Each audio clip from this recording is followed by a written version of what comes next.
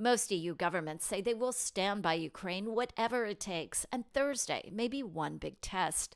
On Tuesday, European Commission Chief Ursula von der Leyen outlined a $5.840 billion plan to aid Ukraine and give EU countries financial leverage to rearm.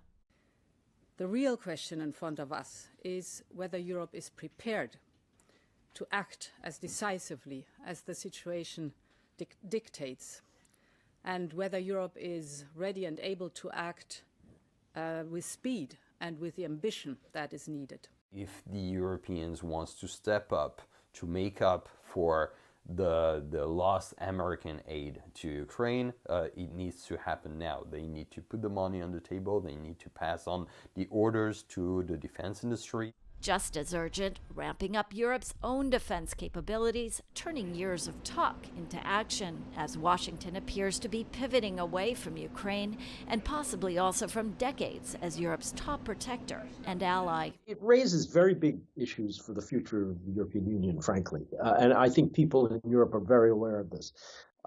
Is Europe going to address these challenges, whether it's on trade or on defense, in a collective way, or is it going to go its own, or a country's member states going to go their own way?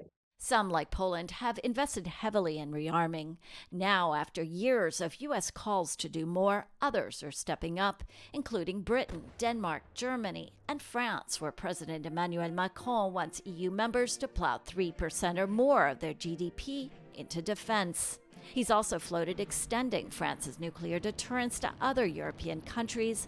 France has long talked about so-called strategic autonomy, one less dependent on Washington.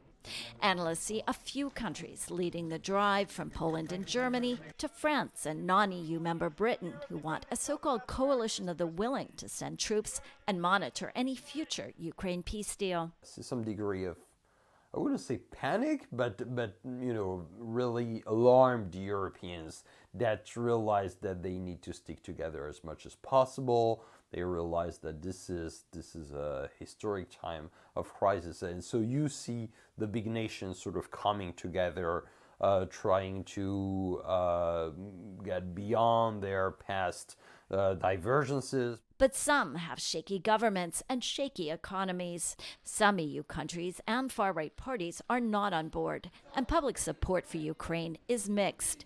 And it will take years for European defense investments to pay off. It would need an effort, but it's not impossible to show the people that now we have to be serious about defense.